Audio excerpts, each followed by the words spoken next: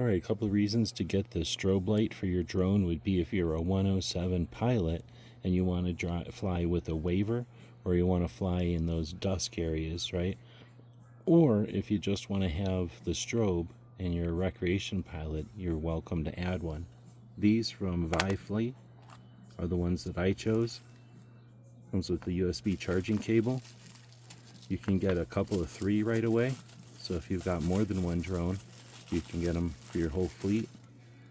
They're pretty simple. They've got the battery, everything kind of encompassed. They've got the little button here to turn them on, and then you've got your very bright strobe.